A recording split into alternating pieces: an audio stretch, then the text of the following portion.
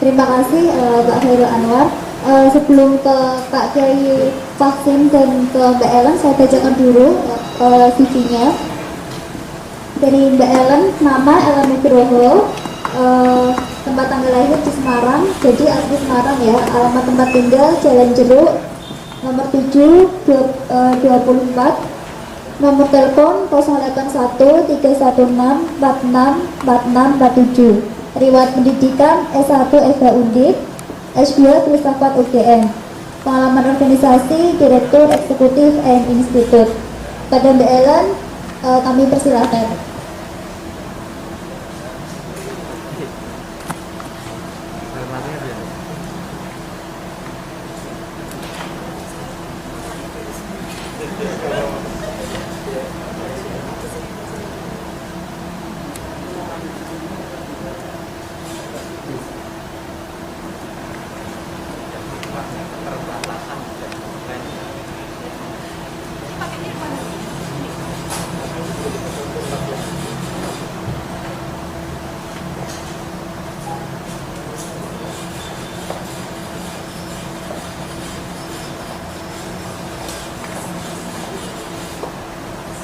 Tes 1, 2, 3. Ya, selamat siang rekan-rekan semuanya, Pak Khairul Anwar, Pak Kiai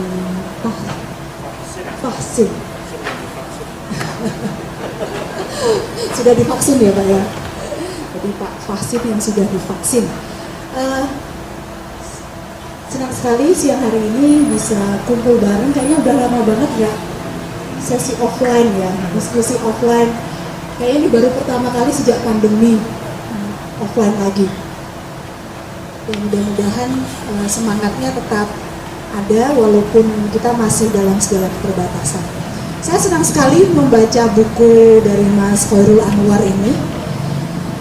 Dan tadi saya ngobrol-ngobrol sama Mas Khairul Anwar, di sini banyak sekali konten-konten yang menarik dan nantinya perlu diolah kembali untuk menjadi bahan bacaan buat anak-anak, buat remaja, karena saat ini itu sangat dibutuhkan bacaan.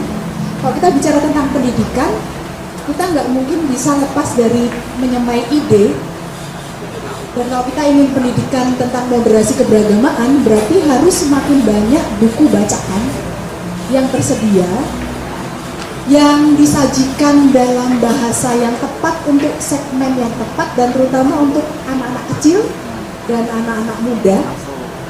Karena kalau bahasanya masih bahasa akademis yang dengan konsep-konsep yang sulit, maka itu akan sulit dicerna gitu oleh anak-anak, oleh ibu-ibu. Tadi kalau ditanyakan kenapa ibu-ibu bisa terlibat di dalam aksi-aksi seperti itu, orang bisa melakukan aksi-aksi tertentu tentu pertama mulai dari idenya. Ide apa yang masuk ke dalam kepala. Karena ide itu diibaratkan seperti kuman. Kalau sudah masuk ke kepala, dia berkembang biak dengan sendirinya. Sehingga nanti hasil akhirnya itu bisa ekstrim gitu, bisa lebih ekstrim daripada ide pertama yang masuk. Karena dikembangkan sendiri di dalam kepala, berkembang biak. Dan nanti termasuk salah satu yang ingin saya soroti adalah saat ini kan penggunaan media sosial sangat masif, dan di media sosial kita itu kan ada logaritma ya, algoritma yang melakukan profiling terhadap penggunanya, sehingga apa yang kita klik saat ini nanti kita akan mendapatkan lebih banyak informasi seperti yang kita cari. Jadi pada banyak riset sebelumnya, yang sebelumnya saya juga sudah pernah dengar paparan dari seperti Mas Nurhuda Ismail yang mengikuti para calon-calon pengantin. Jadi sebetulnya banyak yang awalnya nggak ngerti sama sekali tentang apalah itu, mungkin negara Islam lah atau apa, tetapi kemudian karena dia berkenalan dengan satu orang, lalu kemudian algoritma itu bekerja, dan kemudian dia selalu disodori isu itu terus. Setiap kali buka media sosial, setiap kali apa yang datang informasi itu terus gitu. akhirnya kemudian makin lama terjadi proses radikalisasi. Nah, saat membaca judul buku ini, Berislam Secara Moderat, yang pertama kali melintas di kepala saya adalah konsep dari Aristoteles. Jadi Aristoteles itu adalah seorang filsuf, salah satu filsuf yang paling berpengaruh dalam sejarah filsafat, terutama filsafat barat. Hidup di abad keempat sebelum Masehi di kerajaan Yunani kuno di Makedonia.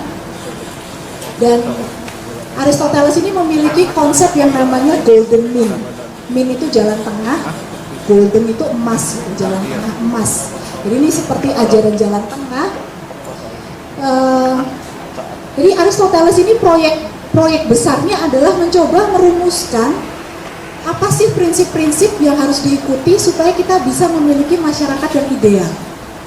Bagaimana seseorang bisa menjalani kehidupan yang ideal, bagaimana satu masyarakat bisa hidup secara ideal,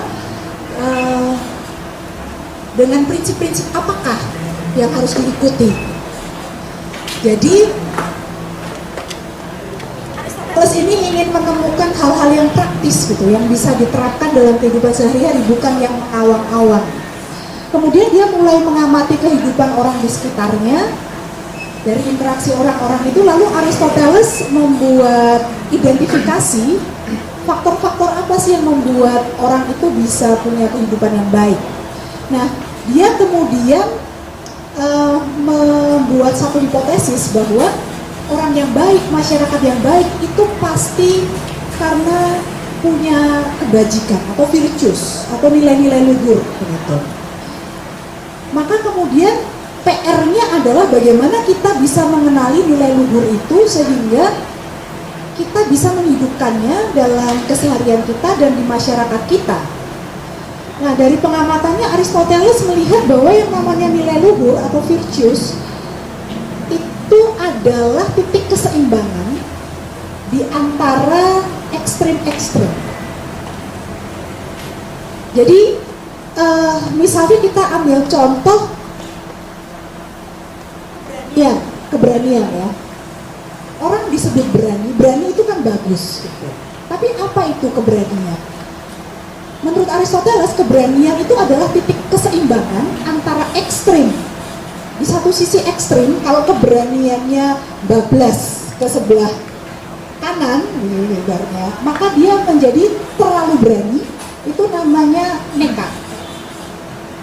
Sementara kalau dia ekstrim ke sebelah lainnya, katakanlah kiri gitu, keberaniannya terlalu kecil atau tidak ada keberanian, maka itu namanya pengecut. Berarti yang namanya keberanian itu adalah titik tengah di antara ekstrim nekat dan ekstrim pengecut. Miring sedikit saja itu sudah menjadi ekstrim dan itu akan menjadi buruk, tidak lagi menjadi baik.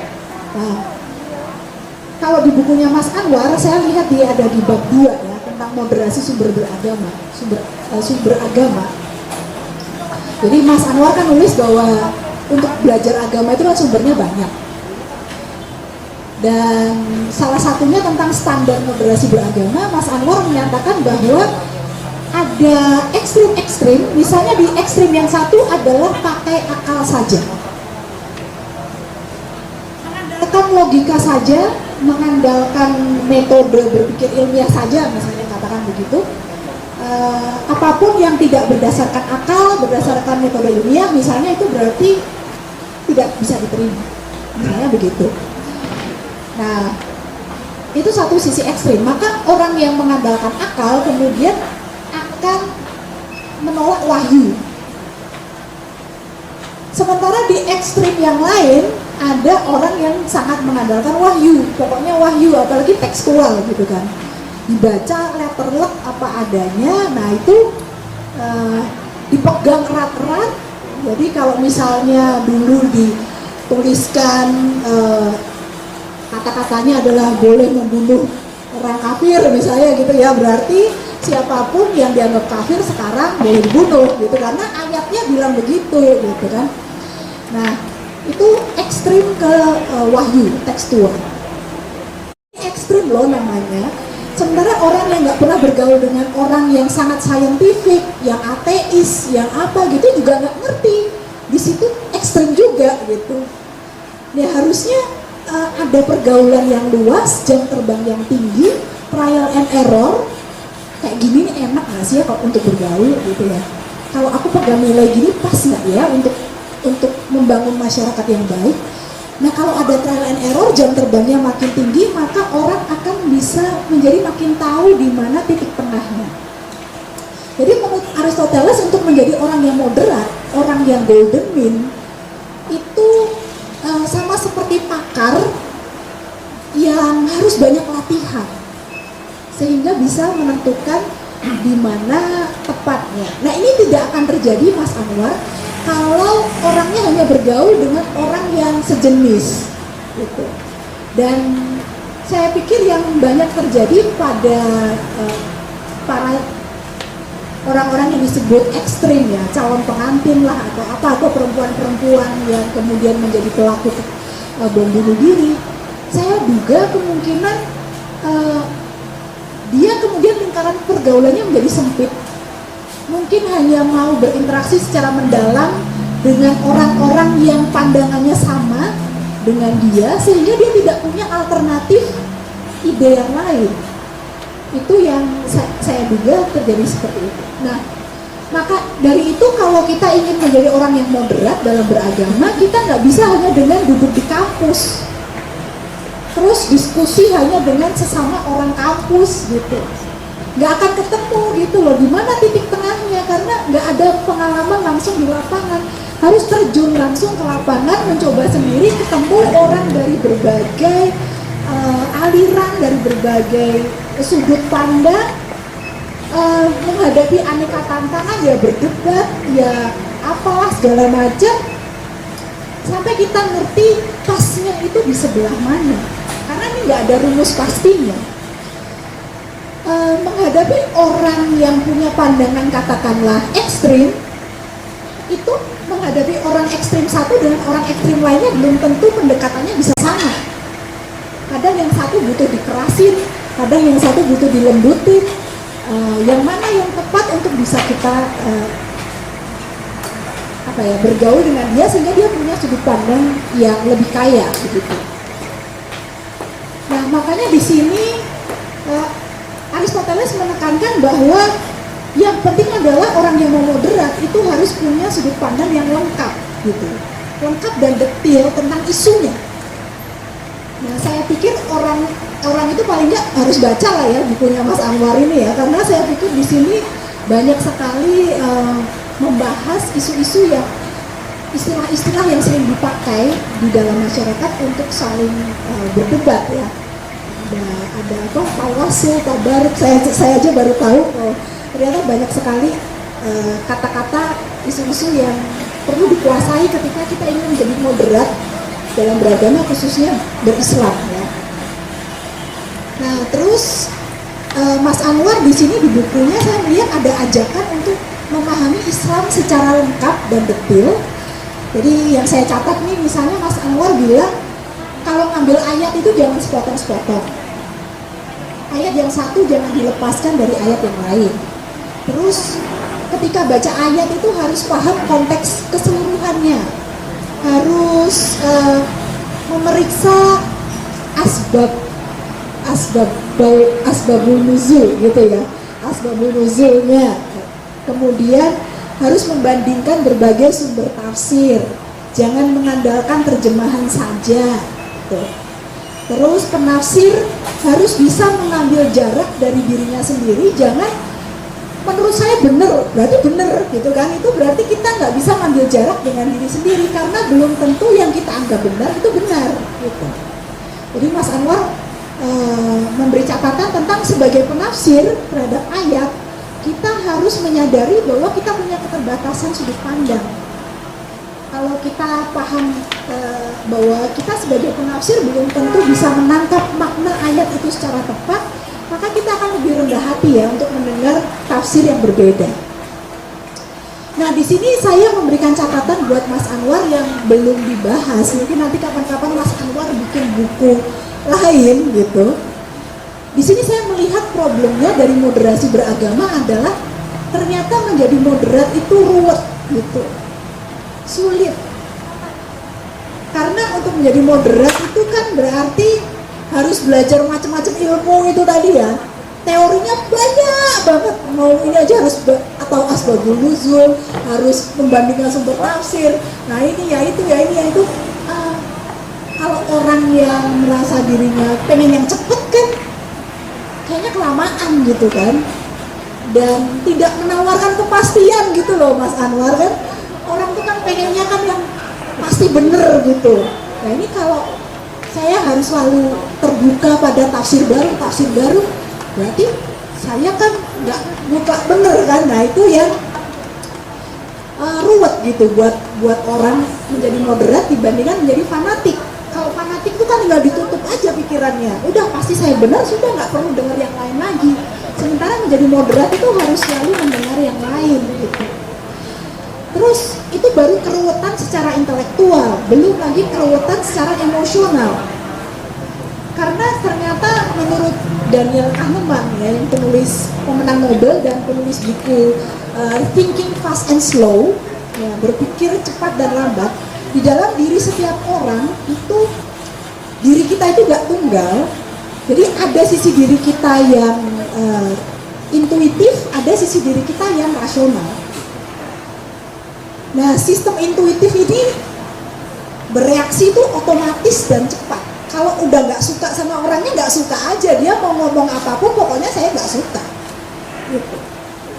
Walaupun dia ngomongnya bener, kalau saya nggak suka ya saya tolak. Itu intuitif sekali. Sementara kalau saya udah mengidolakan orang itu, walaupun dia ngomongnya nggak bener, jadi bener gitu loh. Nah ini tanpa sadar kita lebih sering memakai sistem satu atau intuisi ini dibandingkan yang sistem rasional. Karena rasional itu butuh usaha, butuh capek, butuh mikir, dan nggak semua orang mau melakukannya. Karena secara dasar manusia tuh pengen yang enak-enak, pengen yang cepat, yang gampang. Jadi kalau suruh mikir, mikirnya berat lagi, suruh baca kitab banyak lagi, ya itu males gitu. Jadi kemalasan secara intelektual itu harus diatasi, dan itu menyangkut aspek emosional kita juga. Oke, jadi sampai di sini maka solusinya adalah kalau dari sudut pandang Aristoteles, intuisi, kepekaan itu harus dididik, harus dilatih. Nggak bisa kita mengandalkan orang tiba-tiba punya kemampuan untuk bisa membedakan yang benar dan yang salah secara tepat kalau nggak ada pendidikan. Nah, di sini pentingnya pendidikan. Problemanya adalah pendidikan itu berarti jangan cuma hanya bicara akademis teoritis di kelas, tapi harus membuat siswa-siswanya turun ke lapangan dan mengalami langsung pergulatan di lapangan dan merefleksikannya kembali gitu. Dan juga harus membantu siswa-siswanya memiliki kedewasaan emosional. Bukan hanya sekedar ngapalin teori-teori akademis, tapi harus dilatih olah rasa. Itu yang nggak ada di sistem pendidikan pada umumnya ya. Pendidikan modern biasanya hanya rational thinking gitu. Padahal manusia bukan hanya makhluk rasional.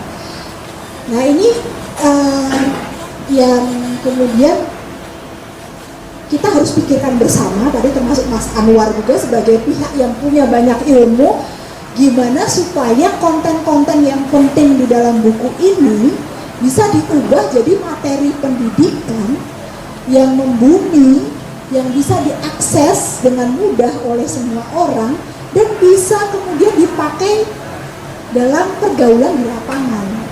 Itu yang saya pikir perlu untuk kita tindak lanjuti berikutnya. Jadi orang yang kalau dibilang orang yang ekstrim, orang yang fanatik, orang yang melakukan kekerasan atas nama agama, kalau dari kacamata Aristoteles itu bukan orang yang jahat. Mereka hanya orang yang kurang dididik rasonya, kurang dididik, kurang diperkaya wawasannya, kurang diperkaya pergaulannya.